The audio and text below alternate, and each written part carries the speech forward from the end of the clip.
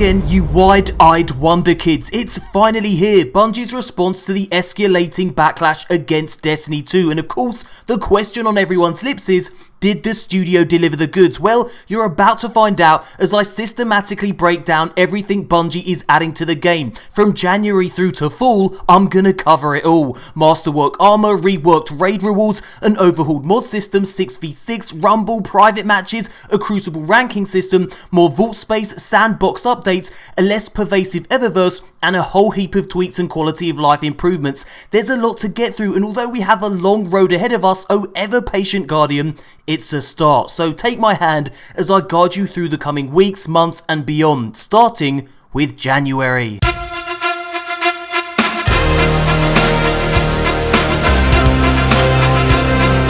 On January 16th, Season 2 Faction Rallies goes live, and yes, it's open to everyone, even if you don't own Curse of Osiris. Season 2 offers up brand new armor ornaments that transforms your faction gear into something a little more snazzy. The event ends January 23rd. On January 30th, Season 2 Iron Banner goes live, and again, it's open to everyone who owns Destiny 2, and just like Faction Rallies, you'll be able to earn new armor ornaments. Also on January 30th, Bungie will introduce Masterwork Armor to the game. Now, Masterwork Armor won't grant you additional orbs for multi-kills like Masterwork weapons do. Instead, Masterwork Armor will reduce the damage you take while using your super, which will prove very useful indeed in the Crucible. You can also re-roll the armor stat type on Masterwork Armor and upgrade a normal legendary piece of armor to a Masterwork piece by infusing it with Masterwork cores and legendary shards. Again, this is a nice addition to the game and will give players more of an endgame grind, which at the moment is pretty much non-existent. And there's more. The January 30th update will also rework raid weapons. Raid items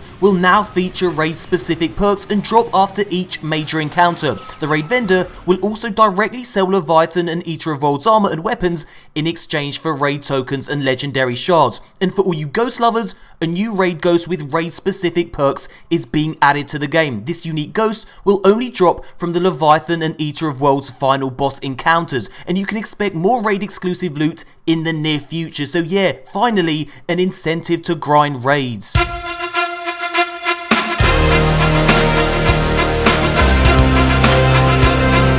On February 13th, Crimson Days goes live. Plus, this is the date Bungie will implement its Eververse changes that will make tests a less pervasive aspect to the game. In the blog post, Bungie explains that Eververse was never intended to be a substitute for endgame content and rewards, but actions speak louder than words. So, what has the studio changed? Well, exclusive Bright Engram loot, like Ghosts, Sparrows and Ships, will now be added to the in-game loot pool. So yeah, all Bright Engram loot and all event engram loot, like the loot you'll find in these Crimson Engrams, can now be earned in-game, which is a welcome change. All the hundreds of items previously locked behind Eververse can now be earned from simply playing the game. What a novel idea. Plus, Bungie will add the option for players to purchase the exact Eververse item they want, if that's what they want to do. So then, for the upcoming Crimson Days, which goes live February 13th, there'll be more ways for you to earn Crimson Days engrams. Every time you level up, you will now receive 2 engrams, one Bright Engram and one Crimson Engram. Plus,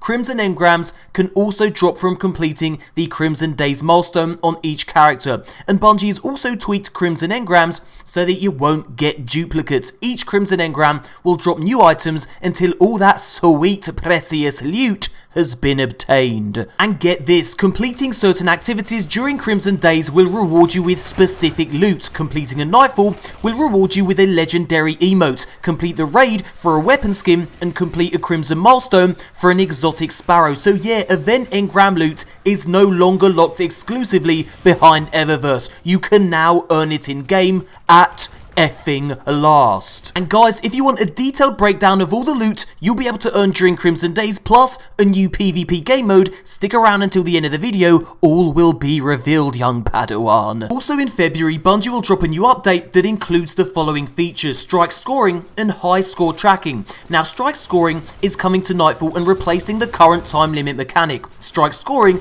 will reward players who skillfully complete strike objectives and will also support player selectable score modifiers. And this is pretty cool too. Your Nightfall high scores will be displayed in-game via new emblems and will unlock rewards. Bungie also has plans for clan and community high scores in the near future. The February update will also make tweaks to PvP quick play. The studio is going to adjust the game mode rules to increase the pace of gameplay and power ammo acquisition, so it's going to be a little more arcadey, more kills more often. Text chat is also being added to the tower for the PC version of the game, and duplicate exotics will be reduced so players will no longer receive the same exotic twice in a row, thank God for that, and you will finally be able to see other members of your fire team on the map, which is a long overdue addition to the game and will save a lot of bullshitting about. Nice. And I almost forgot to mention mods, which are going to be totally overhauled for both armor and weapons. This new rework will reduce redundant mods, give you more customizational options, and greatly increase the impact they have on your power. Bungie is hoping to get this sorted by February,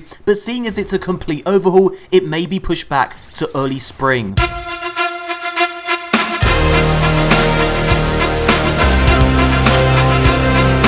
So here's what Bungie said about their second expansion. We're taking the time we need in development of expansion 2 that will allow us to react to player feedback from Curse of Osiris. In the coming months, we'll talk to you more about what you can expect to find in Destiny 2's next story. The team is eager to show you what they've been working on. So yeah, no specific details, just a quick reassurance that they've listened to the feedback from Curse of Osiris and are working on expansion 2 accordingly. And here's what else you can expect in spring. A new Crucible rank system. Starting with Season 3, Bungie will introduce seasonal Crucible ranks. There will be 2 different ranks for players to pursue. Valor, a progression rank that goes up as you complete matches, winning helps you move up faster, but there are no penalties for losing, and Glory, a progression rank that goes up when you win and down when you lose, so performance is key. This is no doubt intended for all you competitive PvP players, and check it out, it looks like we get a sneak peek of one of the ranks you can achieve. This one is called Legend, and according to this image, you'll need a score of 5,500 to hit this rank. Next up, private matches are being introduced to the game, so yeah, you'll be able to choose your game type, map, and a whole host of other features and get up to all sorts of shenanigans. Bungie's also going to bring back 6v6 in addition to the current 4v4, and yes, Mayhem will return as a limited time event during Season 3 and beyond. Plus, changes are being implemented in the Crucible to make match quitting less common. Spring will also introduce a whole host of quality of life improvements, including weapon and ability tuning, exotic weapon and armor tuning to make exotics feel more powerful and help them stand out from the crowd, a reduction in the same map and strike coming up again and again when you're grinding the Crucible or a strike playlist, multi-emotes wheel, which means you can customize which emote is equipped in your 4 emote slots, and increase the vault space, that's an additional 50 slots to be precise. This is just a short-term solution, long-term solutions are being worked on. Also, a new exotic tab is being added to the vault for your exotic ships, sparrows and goats, and this will help free up even more vault space, plus the addition of clan chat to the PC version of the game, and finally, heroic strike modifiers to add more variety to the gameplay.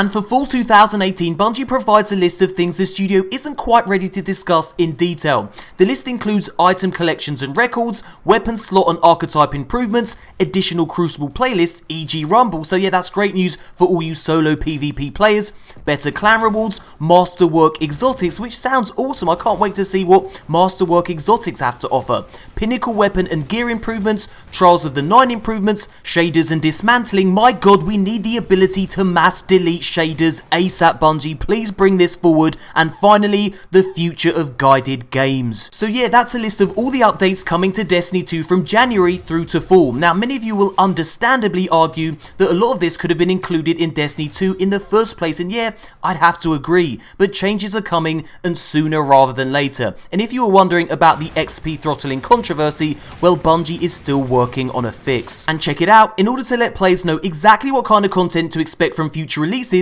Bungie shared this infographic. So expansions will always be content that you need to purchase and will include new campaigns and strikes, new destinations, new destination rewards, new raid layers, new Crucible maps, and new legendary and exotic gear. Seasonal content is free and will be available to all players who purchase Destiny 2 and will include Iron Banner, faction rallies, seasonal reputation rewards, endgame playlists, seasonal events, and new features and updates, and Eververse, which includes items that can be purchased or earned in game and includes stuff like customization items, boons and emotes. So yeah, that brings us to the end of the video. I know it's a lot to take in, but I'd really appreciate your feedback on this. What are your thoughts? Has Bungie done enough? Is this going to pull you back into the game, or are you steering well clear until things have drastically improved? Please do leave a comment below and let me know. And guys, this video took me ages to put together. Could you show MoreConsole some love and perhaps get this video to 10,000 cheeky likes? Cheers, you little beauties. And guys, one more thing, if you want to learn about all the new loot you'll be able to earn from the Crimson Engram that you see on screen, plus a new PvP mode, click this image. Lots of very useful info. Thumbs up if you enjoyed this video, subscribe for heaps more Destiny 2 content, and thank you so much for watching, and as always, until next time, Guardians.